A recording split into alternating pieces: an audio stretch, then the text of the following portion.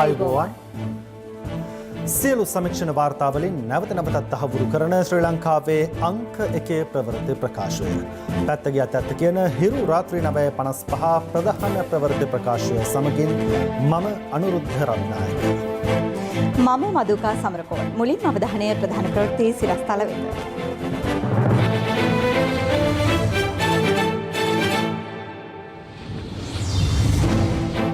වරාය අත්‍යවශ්‍ය සේවාවක් වෙද්දී නැගෙනහිර ජැටියේ සටන දිගටම අගමැති සමග හෙට තීරණාත්මක සාකච්ඡාවක්. නැගෙනහිර ජැටියේ ආයෝජනයට සැරසෙන අදානි සමාගමට එරෙහිව ඉන්දියාවේ විරෝධය දැඩි වෙයි. දේශපාලන පලිගැනීම් කොමිසමේ නිර්දේශ ක්‍රියාත්මක කිරීමට නව ජනපති කොමිසමක්. සැෂේ පැකට් සහ ප්ලාස්ටික් වලට තහනමක්. පාසල් දැරියන් මතට හුරු කරවන ජාවාරමේ CIA හෙළිදරව්ව. ශ්‍රී ලංකා ටෙලිකොම් සහ මොබිටෙල් සේවා එක්තැන්ව SLT මොබිටෙල් ලෙසින් අලුත් ගමනක SLT මොබිටෙල් එකම එක සබැඳියාව. කොළඹ වරායේ නැගෙනහිර පර්යන්තය සම්බන්ධයෙන් තීරණාත්මක සාකච්ඡාවක් අග්‍රාමාත්‍ය මහින්ද රාජපක්ෂ මහතා සහ වරාය වෘත්තීය සමිතිය අතර හෙට පෙරවරුවේ පැවැත්වීමට නියමිතයි. මේ අතර තෙවන දිනටත් ක්‍රියාත්මක කොළඹ වරායේ සේවකීන්ගේ අකුරට වැඩකිරීමේ වෘත්තීය ක්‍රියාමාර්ගයට ත්‍රිකුණාමලය වරායේ සේවකීන්ගේ සහයද හිමිව තිබෙනවා. කෙසේ වෙතත් අග්‍රාමාත්‍ය මහින්ද රාජපක්ෂ මහතා අද මාධ්‍ය වෙත අදහස් පළ කරමින් ප්‍රකාශ කළේ කොළඹ වරායේ නැගෙනහිර පර්යන්තය විකිණීම හෝ බදු දීම සිදු නොකරන බවයි. දවසේ පුවත. කොළඹ වරායේ නැගෙනහිර පර්යන්තයේ මෙහෙයුම් ශ්‍රී ලංකා වරාය අධිකාරියේ පූර්ණ කළමනාකාරීත්වය යටතේ ක්‍රියාත්මක කරන ලෙස ලැබෙන පැවැත් වූ උද්ඝෝෂණ වලින් අනතුරුවයි වරාය සේවකයන් අකුරට වැඩ කිරීමේ ක්‍රියාමාර්ගයක් ආරම්භ කළේ. එම වෘත්තීය ක්‍රියාමාර්ගයට අදට දින 3ක් ගත වේ තිබෙනවා. අකුරට වැඩ කිරීම අවසන් කරලා සාමාන්‍ය පරිදි රාජකාරිය දෙන්න කියලා බලපෑම් වැඩි. නමුත් අපි මොන බලපෑම ආවත් පොරොන්දු පරිදි අපට ලිඛිතව ලබා දීම අවශ්‍යයි. 100% නැගෙනහිර පර්යන්තය ශ්‍රී ලංකා වරාය අධිකාරියට ලබා දෙනවා කියන එක හෙට දිනේ ගරු අග්‍රාමාත්‍යතුමාගේ මූලිකත්වයෙන් සාකච්ඡාවක් පැවැත්වෙනවා. අපි විශ්වාස කරනවා එතනදී අපිට මේ ලිඛිත ලියවිල්ල ලැබෙයි කියන එක. මෙවන විට කොළඹ වරායේ සේවකින් දියත් කර ඇති මෙම වෘත්තීය ක්‍රියාමාර්ගයට ගාල්ල සහ ත්‍රිකුණාමලය වරායේ සේවකින්ද සහාය පළ කර තිබෙනවා. කෙසේ වෙතත් 1979 අංක 61 දරන අත්‍යවශ්‍ය මහජන සේවා පනත යටතේ ශ්‍රී ලංකා වරාය අධිකාරියේ සියලුම සේවාවන් අත්‍යවශ්‍ය සේවාවක් බවට පත් කරමින් අති විශේෂ ගැසට් නිවේදනයක්ද ඊයේ නිකුත් කෙරුණා. පළවීම ප්‍රින්ට් වෙලා එළියට ආපු එකයි තියෙන්නේ ඊයේ. නැත්තම් මාස කිහිපයකට කලින් තමයි වරාය අත්‍යවශ්‍ය සේවාවක් බවට පත් කරේ. විශේෂයෙන් මේ කොවිඩ් තත්ත්වය නිසා එක්ක අය හිතනවා ඒක මේ වෙලාවේ වුණ එකක් කියලා. එම නෙවෙයි ඒක අකුරට වැඩ කිරීම කියලා එකට අවසර ඉල්ලලා තියෙනවා. නමුත් වැඩ හිමින් වැඩ කිරීමක් සිදු කරගෙන යන්නේ. ඒ නිසා ඒ දෙක අතර තරතරයක් තියෙනවා. මේ අතර නැගෙනහිර පර්යන්තය විකිණීමට එරෙහි අරගලයට සහාය පළ කරමින් තවත් වෘත්තීය සමිති 32ක් අද කොළඹ වරාය සහ කොටුව ප්‍රදේශයේ පෝස්ට් ව්‍යාපාරයක නිරත වුණේ මේ ආකාරයෙන්. අපි පැහැදිලිව කියනවා ගැසට් නිකුත් කරලා අත්‍යවශ්‍ය සේවාවන් වලට පරිවර්තනය කරලා මේවා විසඳන්න යනවා නම් මේ රටේ ලොකු ප්‍රශ්නයක් හෙට අනිද්දා වෙනකොට මතුවේයි. ලබන සතිය කියන්නේ තීරණාත්මක සතියක් කියලා මේ රජය දැනගන්න ඕන. හෙට පවත්වන සාකච්ඡාවලින් අසාර්ථක වුණොත් ලබන සතියේ මේ රටේ වැඩ කරන ජනතාවගේ බලය අපි පෙන්වන්න සූදානම්. මේ අතර නැගෙනහිර පර්යන්තය විකිණීමට එරෙහිව ජනතා විමුක්ති පෙරමුණ සංවිධානය කළ විරෝධතාවක් හැටන් නගර මධ්‍යයේදී පැවැත්වුණා.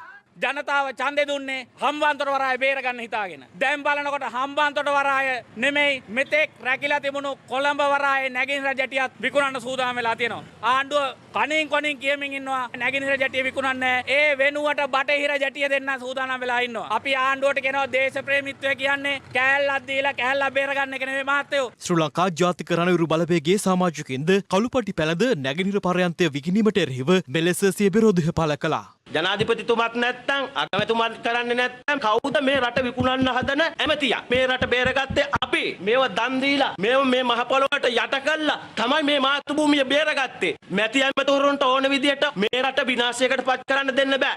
මේ අතර හිටපු අග්‍රාමාත්‍ය රනිල් වික්‍රමසිංහ මහතා අද කොළඹ පැවති තරුණ හමුවකදී කොළඹ වරායේ නැගෙනහිර පර්යන්තය සම්බන්ධයෙන් පළ කළේ මෙවන් අදහසක්. ඔයගොල්ලෝ දන්නවද නැගෙනහිර පර්යන්තය වැඩි ඉවර කරලා නැහැ කියලා. පළවෙනි අදියරේ තමයි පර්යන්තය තියෙන්නේ. දෙවෙනි අදියරේට පර්යන්තය හදන්න ඕනේ. ඒක හදන්න ඩොලර් මිලියන 500ක් ඕනේ. එතකොට මේකට ක්‍රේන් ඔක්කොම ගන්න තව ඩොලර් මිලියන 150ක් ඕනේ. තීරණය කරා අපි මේ පර්යන්තයේ අයිතිය ආණ්ඩුවේ. ඒක කාටවත් ගලවගෙන යන්න බෑ. පර්යන්ත ක්‍රියා කිරීමේ සමාගමක් ඇති කරන්න. අඩානි සමාගම තමයි දාන්නේ. අඩානි තමයි කේරළ වරායත් කරන්නේ. මේ ඡන්දයාවෙන් නිසා ඉතුරු ටික අපි කිව්වා ඒගොල්ලෝ අලුත් ආණ්ඩුවට කතා කරලා තවත් ඔය කොන්දේසි මාරු කරන්න ඕන නම් කරන්න කියලා. මම මොනා කරන්නේ මොකද? ඕක උනේ දේශපාලනයෙන් ඡන්ද ගන්න කියලා අපි මේක විකුණනවා කියලා කෑ ගැහුවා. දැන් ආපහු ගිහින් කියන්න බෑ විකුණන්නේ නැහැ කියලා. ඒගොල්ලෝ එතෙන්ට හිරු වුණා නම් මම මොනා කරන්නේ? මට ඒකෙන් බේරෙන්න බෑ.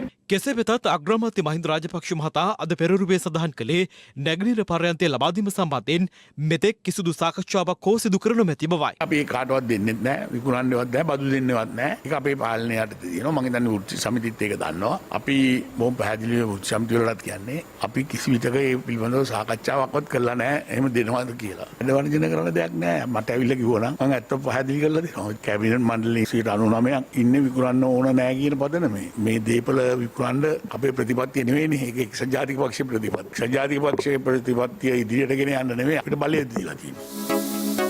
දවසේ පුවත.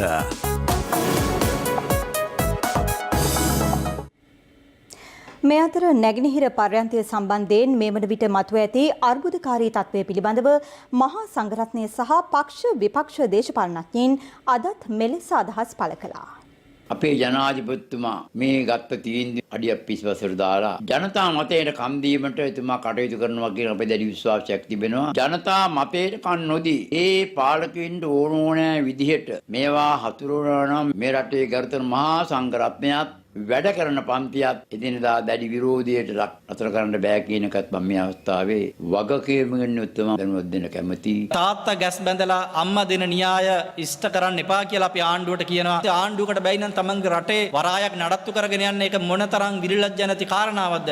බැටිහිර ජැටිය යම් විදියකට දුන්නොත් නැගින ජැටියට යන්න විදියක් නැහැ, පාරක් නැහැ. ඒ වුණොත් තාම වෙනම කොහෙන් හරි ජැටියක් ගහන්න වෙනවා. එහෙම නැත්නම් පෝට් සිටි කරහා යන්න වෙනවා. ඉතින් මේ තත්ත්වය තේරුම් ගන්නට ඕන. නැගින ජැටිය දුන්නට වඩා භයානකයි බටහිර ජැටිය දෙන එක. ඔය කියන නැගිනහිර පරියන්තය පවා ඉදිවුනේ මහින්ද රාජපක්ෂ මහත්තයාට පින් සිද්ධ වෙන්නේ. එහෙම නැත්නම් ඕක නෑ. ඒ කාලේ ඕක විකුණලා දාලා තිබ්බේ. මහින්ද රාජපක්ෂ අගමැතිතුමත් ගෝඨාභය ජනාධිපතිතුමත් මේ රට ගොඩනැගීමේ ව්‍යාපෘති අපි ඉන්නේ. ඒ තුල විදේශ ආයෝජන අපි ගේන්න ඕනේ. විදේශ ආයෝජන ගේන්න නැතුව රට ගොඩනගන්න බෑ. දැන් මේ ආණ්ඩුව බලයට පත් කරේ රට ආරක්ෂා කරනවායි කියන අදහස තියාගෙන නේද? කොහොමද රට ආරක්ෂා වෙන්නේ? අපේ රටේ සම්පත් විකුණා දමනකොට වර්තමාන රජය වෙන්දේසි පොලිමක් හදලා තියෙනවා. වෙන්දේසි සංගීත පුටු තරංගෙට විකිණී. දැන් එළුණා ජැටියේ නැගෙනහිර ජැටිය මහින්ද රාජපක්ෂ මහත්මයා ගෝඨාභය මහත්තයයි මේ රටේ සම්පත් විකුණන්නේ නැහැ කියලා ඕනම පොඩි ළමෙක් දන්නවා. ඒ නිසා ජැටියේ වැඩට එල්ලෙන්න බෑ වගේ කියලා උන්ට හිතිලා දැන්. එල්ලෙන්න මොකුත් නැති වුණොත් මුන් සජිත් ප්‍රේමදාසගේ යටහඳුවරේ එල්ලිලා මොකක් කරු කරන්න බලනවා. මේ හදන්නේ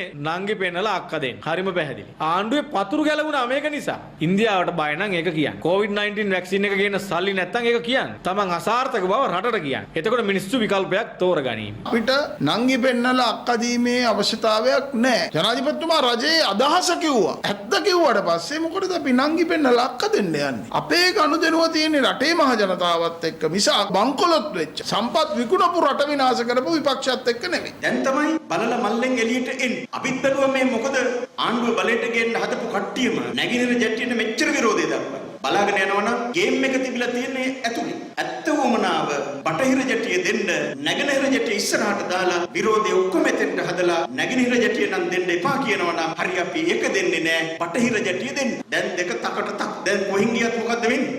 ඉන්දියාවට ජැටියක් එනවා. වෙනස මොකද්ද? නැගෙනහිර වෙනුවට බටහිර. එච්චරයි. දේශපාලන පළිගැනීම් පිළිබඳ විමර්ශනය කිරීම සඳහා පත් කළ ජනාධිපති පරීක්ෂණ කොමිෂන් සභාවේ නිර්දේශ ක්‍රියාත්මක කිරීම සඳහා විශේෂ ජනාධිපති පරීක්ෂණ කොමිසමක් ජනාධිපති ගෝඨාභය රාජපක්ෂ මහතා විසින් පත් කර තිබෙනවා. ජනාධිපතිවරයා එම නව කොමිසමට නියෝග කර ඇත්තේ මාස 3ක් ඇතුළත විමර්ශන සිදු කර අවශ්‍ය නිගමන හා නිර්දේශවලට අනුව දඬුවම් දක්වමින් තමන් වෙත වාර්තාවක් ඉදිරිපත් කරන ලෙසයි. පසුගිය යහපාලන රජ්‍ය සමයේ සිදු වූ දේශපාලන පළිගැනීම් පිළිබඳව සොයා බැලීම සඳහා ජනාධිපතිවරයා විසින් විශ්‍රාමික ශ්‍රේෂ්ඨාධිකරණ මිනිසුරු උපාලි අබේරත්න මහතාගේ සභාපතිත්වයෙන් විශේෂ පරීක්ෂණ කොමිෂන් සභාවක් පත් කරනු ලැබුවේ පසුගිය වසරේ ජනවාරි මාසයේදී. ඊට ලැබී තිබුණු පැමිණිලි සංඛ්‍යාව 1971ක්. අගතියටපත් පාර්ශව රැසක් එම කොමිසම හමුවේ සාක්ෂි දුන් අතර යහපාලන රජ්‍ය සමයේ සිදු වූ දේශපාලන පළිගැනීම් සහ නීතිය අවභාවිතා කිරීම සම්බන්ධයෙන් කරුණු රැසක් එහිදී අනාවරණ වුණා. පිටු 2043කින් සමන්විත අදාළ කොමිසමේ අවසන් වාර්තාව පසුගිය දෙසැම්බර් 8 වනදා ජනාධිපතිවරයා වෙත පිළිගනු ලැබුව අතර එහි ඇතුළත් අවසන් තීරණ සහ නිර්දේශ ක්‍රියාත්මක කිරීමට පසුගියදා කැබිනට් අනුමැතියද හිමි වුණා. යහපාලන ආණ්ඩුවේ දූෂණ විරෝධී කමිටුවේ සමාජිකින් වන හිටපු අග්‍රාමාත්‍ය රනිල් වික්‍රමසිංහ, පාටලී චම්පික, මංගල සමරවීර, රවුෆ් හකීම්, සරත් ෆොන්සේකා, ආර් සම්බන්ධන්, එම්.ඒ. සුමන්තිරන්, අනුර කුමාර දිසානායක, මලික් සමරවික්‍රම, ජයම්පති වික්‍රමරත්න, නීතිඥ ජේ.සී. වැලියමුණ සහ අපරාධ පරීක්ෂණ දෙපාර්තමේන්තුවේ හිටපු අධ්‍යක්ෂ ශානි අබේසේකර මෙන්ම නීතිපති දෙපාර්තමේන්තුවේ අතිරේක සොලිසිටර් ජෙනරාල් තුසිද් මුදලිගේ ඇතුළු පුද්ගලයන් 22 දෙනෙකු ආණ්ඩුක්‍රම ව්‍යවස්ථාවේ දියුරුම සහ ප්‍රතිපාදන උල්ලංඝනය කරමින් පොදු දේපල අවභාවිත කර තිබෙන බව අදාළ වාර්තාව මගින් පෙන්වා දී තිබුණා. ජනාධිපති ගෝඨාභය රාජපක්ෂ මහතා විසින් මෙලෙස නව විශේෂ ජනාධිපති පරීක්ෂණ කොමිසමක් පත් කරමින් අතිවිශේෂ ගැසට් නිවේදනයක් නිකුත් කර තිබෙන්නේ අදාළ වාර්තාවේ සඳහන් නිර්දේශ ක්‍රියාත්මක කිරීමට අවශ්‍ය පියවර ගනිමින්. එහි සභාපති ලෙස ශ්‍රේෂ්ඨාධිකරණ මිනිසුරු ධම්මික ප්‍රියන්ත සමරකෝණ ජයවර්ධන මහතා සහ සෙසු සමාජිකයන් ලෙස ශ්‍රේෂ්ඨාධිකරණ මිනිසුරු කේමා කුමුදුනී වික්‍රමසිංහ මහත්මිය සහ අභියාචනාධිකරණ මිනිසුරු රත්නප්‍රිය ගුරුසිංහ මහතා අපත් කර තිබෙනවා. දේශපාලන පළිගැනීම් කොමිසමේ අවසන් වාර්තාවට අනුව ආණ්ඩුක්‍රම ව්‍යවස්ථාවට පටහැනිව පිහිටුවාගත් ජාතික විධායක සභාව සහ දූෂණ මර්දන කමිටුව විසින් පැමිණිලිකරුවන් ඍජුව හෝ වක්‍රව දේශපාලනමය වශයෙන් පළිගැනීමකට ලක් කිරීම සඳහා අපරාධ නඩු විධාන සංග්‍රහයේ විධානවලට පටහැනිව පිහිටුවාගත් පොලිස් මූල්‍ය අපරාධ විමර්ශන කොට්ටාසය, අල්ලසෝ දූෂණ විමර්ශන කොමිසම, පොලිස් විශේෂ විමර්ශන ඒකකය සහ අපරාධ පරීක්ෂණ දෙපාර්තමේන්තුව යොදාගෙන ඇති බවයි ජනාධිපතිවරයා විසින් නිකුත් කළ ගැසට් නිවේදනයේ දක්වා ඇත්තේ. එහි වගඋත්තරකරුවන් ආණ්ඩුක්‍රම ව්‍යවස්ථාවේ විධිවිධාන උල්ලංඝනය කිරීම, බලය අයුතු ලෙස පාවිච්චි කිරීම, මැදිහත් වීම, වංචා කිරීම, දූෂණය, සාපරාධී සාවද්‍ය පරිහරණය, සාපරාධී විශ්වාසය කඩකිරීම හෝ ඥාති සංග්‍රහය, යම් තැනැත්තෙකුගෙන් දේශපාලන වශයෙන් පළිගැනීම, යම් තැනැත්තෙකුගේ පත්වීමකදී, මාරු කිරීමකදී, උසස් කිරීමකදී, සේවය අවසන් කිරීමකදී අක්‍රමිකතාවක් හෝ යම් ලිඛිත නීතියක් උල්ලංඝනය කිරීම සිදු කර තිබේද යන්න සහ වගඋත්තරකරුවන් ඒ සඳහා කොතෙක් වගකිව යුතුද යන්න පිළිබඳව තවදුරටත් විමර්ශනය කර වාර්තා කිරීම නව කොමිසම සතු කාර්යයක්. එසේම 1978 විශේෂ ජනාධිපති පරීක්ෂණ කොමිෂන් සභාපනතේ විධිවිධාන ප්‍රකාරව එම වාර්තාවට අනුව යම් තැනැත්තෙකු ප්‍රජා අශක්නුතාවකට හෙවත් ප්‍රජා අයිතිය අහෝසි කිරීමකට යටත් කළ යුතු බැවින් ඊට අදාළ නිර්දේශ ඉදිරිපත් කිරීම සඳහාද ජනාධිපතිවරයා විසින් මෙම නව කොමසාරිස්වරුන් තිදෙනා පත් කරන බව එම ගැසට් නිවේදනයේ දැක්වෙනවා. ඒ අනුව මාස 3ක් ඇතුළත විමර්ශන සිදු කර අවශ්‍ය නිගමන හා නිර්දේශවලට අනුව ලබා දෙන දඬුවම් දක්වමින් අවසන් වාර්තාව හෝ අතුරු වාර්තාව තමන් වෙත ලබා දෙන ලෙසයි ජනාධිපතිවරයා විසින් මෙම විශේෂ ජනාධිපති පරීක්ෂණ කොමිෂන් සභාවට නියෝග කර තිබෙන්නේ. මේ අතර යහපාලන රජය සමයේ අධිකරණයට සිදු කළ බලපෑම් සහ දේශපාලන පළිගැනීම් සම්බන්ධයෙන් දේශපාලනඥයින් අදහස් පළ කළා. රනිල් වික්‍රමසිංහ මහත්මයා අර ජාතික සභාවක් නීතියට පිටින් අරලිගහ මන්දිරය තුල ක්‍රියාත්මක කළා. අපේ නායකයන්ගෙන් දේශපාලන පරිගැනීම් ගත්තා. රංජන් රාමනායක මහත්තයාත් නඩුකාරවන්ට කතා කරපු බව අද ප්‍රසිද්ධ රහසක්. ඒ හැම එකේම අවසාන ප්‍රතිඵලය වුණේ වහපාලන යාණ්ඩුව යටතේ අපේ නායකයන්ට හිරේ විලංගුවේ ඉන්න ඉඩ සලස්වීම. ඒ නිසා අඩුම තරමින් ජනාධිපතිතුමාට සහ අපේ රජයට වගකීමක් තිබෙනවා. එදා අසරණ තත්ත්වයට පත් වුණු දේශපාලන පරිගැනීම් වලට ලක් වුණු ඒ ජනතාව වෙනුවෙන් සහනයක් සැලසීම. අසාධාරණ වෙච්ච අය ගොඩාක් ඉන්නවා. සිල්ලා හිටපු පාර්ලිමේන්තු මන්ත්‍රීවරයාත් ඒ තැන ඉන්න කෙනෙක්. ඉතින් ඒ නිසා දැන් අපිට විශ්වාසයක් තියෙනවා පොලිසිය නීතිය නවන්නේ නැහැ. පොලිසියට ඕන පැමිණිලි ගොළු කරන්නේ නැහැ. ඒ නිසා හරිත තොරතුරු දුන්නාම අපි බලාපොරොත්තු වෙනවා අසාධාරණ වෙත දුමින්ද සිල්වා වගේ අනිත් අයට සාධාරණයක් සිද්ධ වෙයි කියලා. පහුගිය ආණ්ඩුව හිටපු මැති ඇමතුරු නඩුකාරන්ට කතා කරුවා. කෝ ඒ කොමිෂන් වලින් ඇවිල්ලා කිව්වා වැරදි කියලා. ඊළඟට CID ගේ ඩිරෙක්ටර්ට කතා කරලා නඩු ෆික්ස් කරනවා. එහෙම නැත්නම් ක්‍රමානුකූලව නඩු දාන්න කටයුතු කරද්දී ඔය කොමිෂන් වල කොමසාරිස්තුමීලා කිව්වේ නැහැ වැරදි කියලා. නඩුකාරන්ට කතා කරගෙන කොහොමද වැරදිද? ඊළඟ නඩුකාරයෝ ඔය හොරු කිව්වා. ඒ වැරදි කියලා තියෙනවා. අපි අමතක කරන්න බෑ. පෞගිය ආණ්ඩු කාලේ තමයි අනුර කුමාර දිසානායකලා රනිල් වික්‍රමසිංහ මහත්තයලා විශේෂයෙන්ම සජිත් ප්‍රේමදාසලා හරින් ප්‍රනාන්දුල මේ එක්කම කල්ලියක් විදියට ඉඳගෙන තමයි අපේ ජොන්සන් ඇමතුමා ඇතුළට දාන්නේ කොහමද? බෙසිල් රාජපක්ෂ මහත්තයා ඇතුළට දාන්නේ කොහමද? මේ පිඹුරුපත් සියල්ල හැදුවේ. ඒ නිසා විශේෂයෙන් මතක් කරනවා මේ ආණ්ඩුවට ඇඟිලි ගහන්න. හැබැයි දුමින්ද සිල්වා මහත්මයාට වෙච්ච අසාධාරණයේදී නම් පාර්ලිමේන්තු මන්ත්‍රීවරු ගණනාවක් ජනාධිපතිතුමත් එක්ක මේ සම්බන්ධව සාකච්ඡා කරා. අපි බොහොම පැහැදිලිව මතක් කරනවා දේශපාලන පරිගැනීමට ලක් වෙච්ච දුමින්ද සිල්වා වගේ අය බොහොම පැහැදිලි ඉක්මනට එළියට එන්න ඕනේ. මේ සම්බන්ධව ජනාධිපතිතුමාගේ දැඩි අවධානය යොමු වෙලා තියෙනවා. තවත් ආසාදිතයින් 837 දෙනෙකු හඳුනා ගැනීමත් සමග මෙරට සමස්ත කොවිඩ් ආසාදිතයින් සංඛ්‍යාව 64000 සීමාව ඉක්මවා ගියා. මේ අතර තවත් කොවිඩ් මරණ 3ක් වාර්තා වීමත් සමග මෙරට සමස්ත කොවිඩ් මරණ සංඛ්‍යාව 316ක් දක්වා ඉහළ ගොස් තිබෙනවා. එමෙන්ම ජනවාරි මාසය තුල මෙරටින් කොවිඩ් මරණ 100ක් ඉක්මවා වාර්තා වීමත් විශේෂත්වයක්.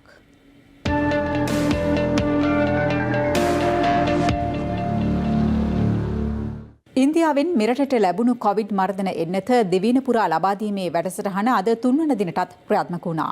ඒ අනුව ප්‍රමුඛතාව මත සෞඛ්‍ය සහ ආරක්ෂක අංශ සමාජිකයන් වෙත අද දිනෙත් එන්නත ලබා දීම සිදු කෙරුණා. බස්නාහිර පළාතේ ප්‍රධාන රෝහල් 10කදී එන්නත් කරන කටයුතු ආරම්භ වූ අතර ඊයේ දිනේදී පමණක් 32539 දෙනෙකු සඳහා ඔක්ස්ෆර්ඩ් ඇස්ට්‍රාසෙනිකා කොවිෂීල්ඩ් එන්නත ලබා දී තිබෙනවා. ඒ අනුව දින දෙකක් තුල එන්නත ලබා දුන් මුළු සංඛ්‍යාව 37825ක්. මේ අතර ශ්‍රී ලංකා පොලිසියේ සමාජිකයන් වෙනුවෙන් කොවිඩ් එන්නත ලබා දීමේ වැඩසටහන අද නාරහෙම්පිට පොලිස් රෝහලේදී ආරම්භ කෙරුණා.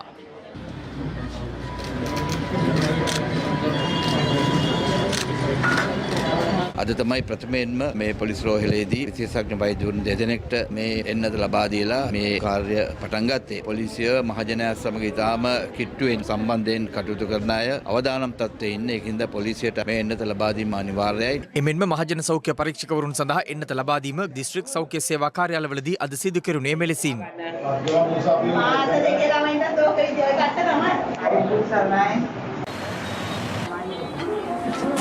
කිසිසේත්ම බය වෙන්න ඕනේ නැහැ. මේ අපි එන්නත් කරන්නේ වෛරසයක්. එතකොට ඒ වෛරසයට ඇඟෙන් ප්‍රතිචාරයක් දක්වනකොට ඇඟෙන් පොඩ්ඩක් රස්නේ ගතියක් එනවා. පොඩ්ඩක් ගේ පතේ රුදාවක් වගේ එන්න පුළුවන්. ඔළුවේ කැක්කුමක් එනවා, වමනයක් එන්න පුළුවන්. ඉතින් ඒක සමහර අයට ඇවිල්ලා තියෙනවා. නමුත් ඒකත් පොඩි කාලයක ඇතුළත ඒක මගේ හැරලා යනවා. ඔක්ස්ෆර්ඩ් ඇස්ට්‍රාසෙනිකා එන්නත ඉතාමත්ම ආරක්ෂිත එන්නතක් කියන එකයි අපිට දැනට තියෙන තොරතුරු අනුව අපිට ලබා ගන්න පුළුවන්. කෙසේ වුවත් බදුල්ල හෙද විදුහලේදී බදුල්ල මහරෝහලේ කාර්ය මණ්ඩලයට කොවිඩ් එන්නත ලබා දීමේ අවස්ථාව ආවරණය කිරීමට ගිය මාධ්‍යවේදීන්ට ඒ සඳහා අවසර හිමි වූයේ නැහැ.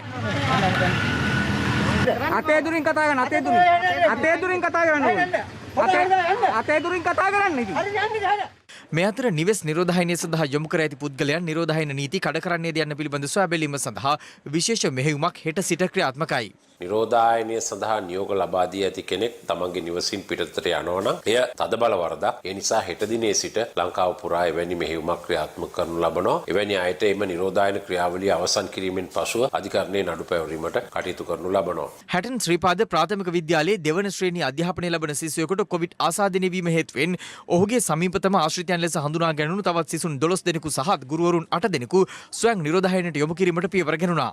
මේ අතර හැටන් හයිලන්ඩ්ස් විද්‍යාලයේ 13 වන ශ්‍රේණියේ ඉගෙනුම් ලබන දැරියක් උණ රෝග ලක්ෂණ හේතුවෙන් දික්කොය මූලික රෝහලට ඇතුළත් කරන අවස්ථාවේදී සිදු කළ කොවිඩ් පරීක්ෂණයෙන් කොවිඩ් ආසාදිත බවට තහවුරු වී තිබෙනවා. පෙබරවාරි 15 බස්නාහිර පළාතේ සෙසු පාසල් ආරම්භ කිරීම සම්බන්ධයෙන් වැඩපිළිවෙලක් සකස් කරමින් පවතින බව අධ්‍යාපන අමාත්‍යාංශය ප්‍රකාශ කළා තියෙනවා. අපි දැක්ක අධ්‍යාපන ඇමතිවරයා මීට ප්‍රථම විදුහල්පතිවරු සමග සාකච්ඡා කළේ ප්‍රධාන පාසල් විදුහල්පතිවරු සමග පමණයි. ප්‍රධාන පාසල් වලගේ පමණක් සාකච්ඡා කළා කිරීමේ කිසිදු ඵලදායීතාවයක් නැහැ. ඒක නිසා 15 වෙනිදා පාසල් ආරම්භ වෙනවා නම් ඒ සම්බන්ධයෙන් කලාප මට්ටමින් යම් විදියකට ඊට වඩා කොට්ටාශ මට්ටමින් හරි යම් විදියක වැඩපිළිවෙලක් සකස් විය යුතුයි. මේ අතර 73 වන ජාතික නිදහස් දින සැමරුම වෙනුවෙන් සහභාගී වීමට පිට පළාත්වල සිට මිහින්තලේ සිවිල් ආරක්ෂක බලක මුලස්ථානයේ පැවති පුහුණු වීමකට පැමිණි පිරිසකට සිදු කළ කොවිඩ් පරීක්ෂණ වලින් පිරිසක් ආසාදිත බවට තහවුරු වී තිබෙනවා. මෙතන සාමාන්‍යයෙන් 500ක 600ක විතර පිරිසක් හිටියා. මේකේ අපි අහඹු PCR පරීක්ෂණයක් කරා. ඒකෙදි අපිට රෝගීන් දෙදෙනෙක් හමු වුණා. ඒ අනුව අපි එතන පරීක්ෂණ සිදු කරා සුළු ප්‍රමාණයක්. ඒකෙන් තවත් රෝගීන් රෝගීන් 5 දෙනෙක් හමු වුණා. එතන මේ රැස් වෙලා හිටපු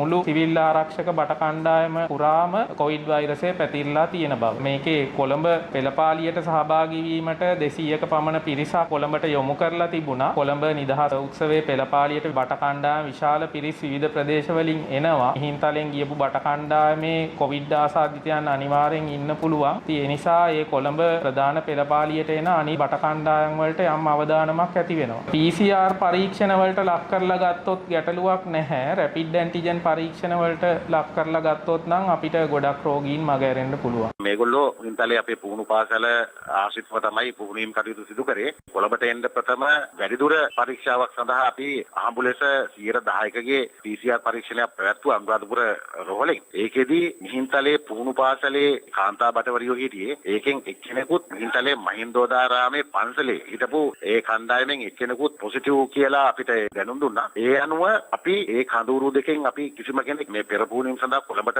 අරගෙන ආවේ නැහැ. ඒ අයලුත් තාමත් ඒ ආකාරයෙන්ම ඒ කඳවුරු වල ඉන්නවා. එතකොට අපේ නීතියකම අපේ කඳවුරේ සහ රබෑව පන්සලේ හිටපු අයලුන් එක්කෙන් තමයි මේ පෙර පුහුණුවීම් සඳහා කොළඹට ගෙනාවේ. මේ අතර කොවිඩ් ව්‍යාප්තිය පවා සැලකිල්ලට ලක් නොකොට කුලියාපිටිය නගරයේ ගොඩනැගිල්ලක සෞඛ්‍ය මාර්ගෝපදේශ අනුගමනය නොකර පැවැත් වූ ආගමික කටයුත්තක් නතර කිරීමට කුලියාපිටිය පොලිසිය කටයුතු කළා. අස්තදාලා හිටියේ නේ වැඩි කට්ටිය. අපි නම් දැන් අපේ ඉන්න සමාජිකයන් ඉන්න අද ආපු කට්ටිය කොහොමද නම් ටික දන්නවා. ඔක්කොම දන්නවා. මේ අතර කොවිඩ් වසංගත තත්ත්වයේ හේතුවෙන් తాවකාලිකව වසා දැමුණු සත්වෝද්‍යාන දෙපාර්තමේන්තුවට අයත් සත්වෝද්‍යාන හෙට සිට යලි විවෘත කිරීමට තීරණය කර තිබෙනවා. ඉන්නවල දෙයිවල සහ ගියගම උද්‍යාන තුන සීමිතව විවෘත කරන්න බලාපොරොත්තු වෙනවා. දැන් මම කොන්දේසි මත් සතුන් ළඟට යන්න බෑ. සතුන් එක්ක ක්‍රියාකාරකම් කරන්න බෑ. දුරින් ඉඳලා නිරීක්ෂණය කරන්න බලන්න නරඹන්න විඳින්න පුළුවන්. හැබැයි ළඟට යන්න පුළුවන් කමක් නැහැ. මොකද දේශීය සංචාරකිනා විදේශ සංචාරක එක දවසේ ඇතුල් වෙන්න දෙන්නේ නැහැ.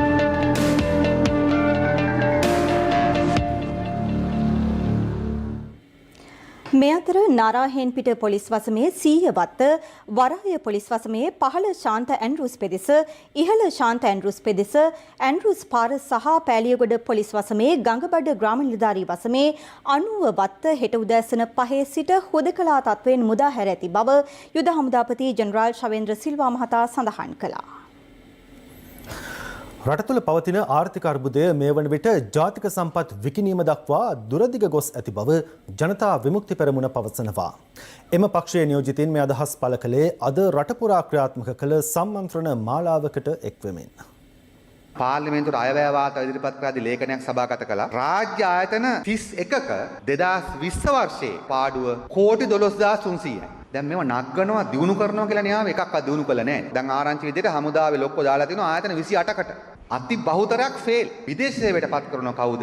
ආණ්ඩුවේ ඇමතිවරුන්ගේ දූලා පුතා. කවුද? එක්කෙනෙක් තමයි සමගි ජන බලවේගයේ മന്ത്രി තිස්ස අත්නාගේ දුව. බන්දුල ගුණවර්ධන මහත්තයාගේ දුව. ප්‍රසන්න රණතුංග මහත්තයාගේ තෝනියන්ද පත් කරනවා. ඊට පස්සේ දුමින්ද දිසානායක ඇමතුමා. එයාගේ සහෝදරේ පත් කරා කියලා තියෙනවා. තව තියෙනවා. මොහාන සමරනාය. විදේශ සේවය හදාගන්න, රාජ්‍ය සේවය හදාගන්න ඡන්ද දුන්නු කට්ටිය මොකද වෙලා තියෙන්නේ? පෙරදලා තියෙන්නේ. දැන් අපිට ආරංචි ඉන්දියාවෙන් එන්නත දුන්න නිසා එන්නතට හිලව් වෙන්න දැන් අපි වරාය දෙන්න ඕනේ ප්‍රශ්නයක් දැන් තියෙනවා. ඒ වගේම ඉන්දියාව ජිනීවා මානව හිමිකම් කොමිසමේදී ලංකාවට පක්ෂවචන දෙනවා කියලා වරාය දෙනවා. රනිල් මෛත්‍රීලගෙන් රට බේර ගන්න ආපු ආණ්ඩුවෙන් මිනිස්සුන්ට තමන්ගේ රටේ වරාය බේර ගන්න සිද්ධ වෙලා තියෙනවා. දැන් මේ කොවිඩ් එන්නත ගැන ඇතිවලා තියෙන ප්‍රශ්නේ හිතන්න. මේ වැක්සින් එක ගෙන්න ආණ්ඩුවට සල්ලි නෑ. ආණ්ඩුව මොකද කරන්නේ? එක එකව කරනවා. ඉන්දියාවේ විදේශ ඇමතිතුමා හම්බුනාම අපිට වැක්සින් ටිකක් දෙන්න බැරි.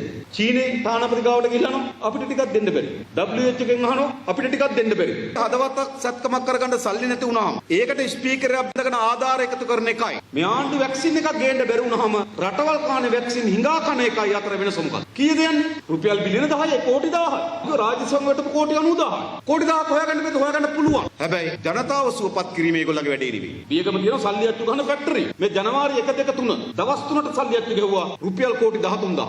දැන් ඩොලර් මදි. ඒතර මොකද වෙන්නේ? ඩොලර් යාගේ ඉහළ යනවා. දැන් රුපියල් 200 පෙන්නා. ඉතින් ඉන්දියාවෙන් ඩොලර් ඉල්ලන්න එනවා. ඩොලර් ටිකක් දෙන්නම් හැබැයි වරාය දීපන් ඈ. ඔච්චරයි. චීනෙන් ඉල්ලන්න එනවා. අපි ණය ටිකක් දෙන්නම් ඩොලර් වලින්. හැබැයි නොරොච්චල බලාගාර දීපන් ඈ. රටේ අන්න මේ ආර්ථික අර්බුදය තමයි මේ සම්පත් විකිණීම දක්වා තල්ලු වෙමින් තිබෙන්නේ.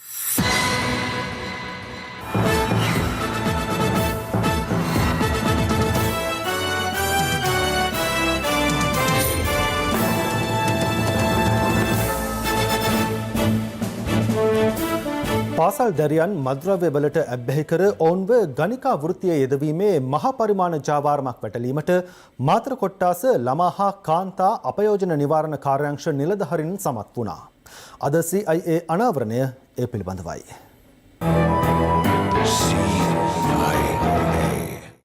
වයස අවුරුදු 14ක දරියක් මද්‍රව්‍ය භාවිත කරන මෙම දර්ශන WhatsApp සමාජ ජාලය හරහා හුවමාරු කිරීමට සංවිධානාත්මක පිරිසක් පසුගිය දිනවල කටයුතු කර තිබුණා. බීපා වැටිලා ගත්තහන උඹ ඉඳගෙන කිසිදු දෙමාපියෙකු විශ්වාස නොකරන තරමට බරපතල මෙම සිදුවීමට සම්බන්ධ දැරිය මාතර වැලිගම ප්‍රදේශයේ පදිංචි පාසල් ශිෂ්‍යාවක් බවයි මාතර කොට්ටාස ළමා හා කාන්තා කාර්යාංශය සිදු කළ විමර්ශනයේදී හෙළිවුණේ. එයන්ව අදාළ දැරිය කඩිනමින් පොලිස් භාරයටගෙන සිදු කළ ප්‍රශ්න කිරීම්වලදී හෙළිවැත්තේ නිවසට පැමිණෙන වැඩිහිටියෙකු විසින් ඇයට මද්‍රව්‍ය ලබා දී ඇති බවයි. අදාළ වැඩිහිටියා වයස අවුරුදු 56ක පුද්ගලයෙකු වන අතර ඔහු අවස්ථා කිහිපයකදී මද්‍රව්‍ය ජාවාරම් සම්බන්ධයෙන් පොලිස් අත්අඩංගුවටගත් අයෙකු බවත් විමර්ශනවලදී හෙළිවුණා. දැරිය මද්‍රව්‍ය භාවිත කරන වීඩියෝ දර්ශන පෙන්වා ඇගේ යෙහෙළියන්ද මද්‍රව්‍ය පානයට හුරු කිරීමටයි අදාළ පුද්ගලයා සැලසුම් කර ඇත්තේ. මාතර කොට්ටාස භාර ජ්‍යෙෂ්ඨ පොලිස් අධිකාරී චන්දන හිරත් මහතාගේ අධීක්ෂණය මත මේ පිළිබඳ පරීක්ෂණ ආරම්භ කෙරුණා. දැන් ඔයාගේ වීඩියෝ එකක් එළියට ගියා ගන්නවද ඒක? මම ජොයින්ට් එකක් ගහන ගන්න. හරි සුඛානෝ දැන් එයා ඒ වීඩියෝ එකෙන් මාව බය කරලා එයාට ඕනොන්දොට එයා හදුව ගෙන්නනවා. මෙම දැරියට මද්‍රව්‍ය ලබා දුන් පුද්ගලයා ඇයව ගණිකා ජාවාරම යෙදවීම සඳහා කොළඹට පැමිණෙන ලෙස ඇයට දැනුම් දුන්නේ මෙලෙසයි.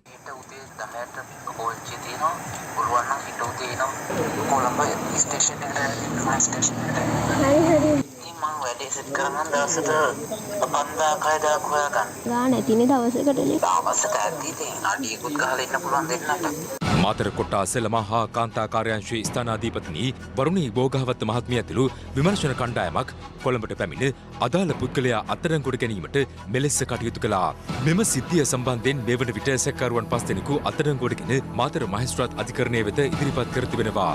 මෙම සිදුවීම හරහා නැවත නැවතත් ඉස්මතු වන්නේ දෙමාපිය අවධානය ගිලිහී යන අවස්ථාවකදී තරුණ දරුවන් මද්‍රව්‍ය ඇතුළු විවිධ අපචාර සඳහා යොමුවීමට ඇති අවධානමේ බරපතලකමයි. නව යොවුන් දරුවන් එම අපරාධවල ගොදුරක් නොවී රැකබලා ගැනීමට දෙමාපියන් ලෙස ඔබට ඇත්තේ පැහැර හැරිය නොහැකි වගකීමක් බවද අප තරයේ සිහිපත් කරනවා.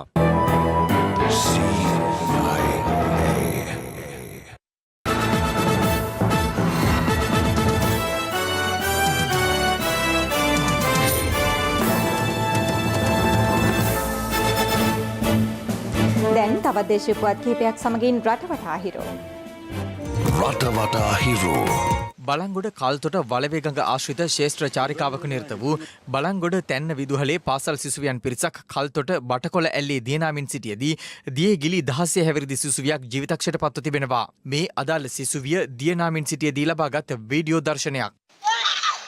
වීඩියෝ එක ගන්නේ පස්සර මඩුල්සිම පොලිස් වසමට අයත් ඇකිරිය සහ ඒ අවට ගම්මාන කිහිපයක අද පෙරවරුවේ සුළු භූචලන තත්ත්වයක් වාර්තා වී ඇති අතර එය රික්ටර් මාපාංක 2කට ආසන්න බවයි භූවිද්‍යා හා පතල් කාර්යාංශය සඳහන් කළේ. මොනරාගල හම්බේගමුව රතඹලාගල කනිෂ්ඨ විද්‍යාලයේ ක්‍රීඩා පිටිය සකස් කර දෙන ලෙස ඊයේ ගම සමග පිළිසඳරක් වැඩසටහනේදී ජනාධිපතිවරයාගෙන් කළ ඉල්ලීම අනුව ශ්‍රී ලංකා යුද හමුදාව විසින් එම ක්‍රීඩා පිටිය සකස් කිරීමේ කටයුතු අද පෙරවරුවේම ආරම්භ කෙරුණා. ලබන මාර්තු මාස 31 වනදා සිට තනි භාවිත සහ කෙටිකාලීන ප්ලාස්ටික් භාවිතය තහනම් කර තිබෙනවා. ඒ අනුව ශුද්ධ පරිමාව මිලිලීටර් 20ට අඩු ශුද්ධ බර ග්‍රෑම් 20ට සමාන හෝ ඊට අඩු ශෂේ පැකට් පිහිනුම් තටාකවල භාවිත කරන සෙල්ලම් බඩු ජල ක්‍රීඩා උපකරණ හැර සුළං පුරවන සෙල්ලම් බඩු මෙන්ම ප්ලාස්ටික් කූර සහිත කොටන් බඩ්ස්ද එදින සිට තහනම් කිරීමට නියමිතයි. ගම්පොළ දොළුව ගුරුකැලේ ප්‍රදේශයේ සුරාසැලක් විවෘත කිරීමේ සූදානමක් ඇති බව පවසමින් භික්ෂුන් වහන්සේ ඇතුළු ප්‍රදේශවාසීන් පිරිසක් විරෝධතාවක නිරත වුණා. අපි ඉල්ලුවේ වතුර අපිට බියර ඕනේ මේ සමගින් අදට සමගන්නටයි මේ සූදානම. පැත්ත නොගත් ඇත්ත දැනගැනීමේ අයිතිය තවදුරටත් තහවුරු කරගන්නට ඔබේ ජංගම දුරකථන ජාලයට අනුව තිරේ දිස්වන පරිදි හිරු ප්‍රවෘත්ති SMS සේවාව සක්‍රිය කරගන්න. ජලිත හමුවෙමු හෙට මධ්‍යහන ප්‍රවෘත්ති ප්‍රකාශය. සුබ රාත්‍රියක්.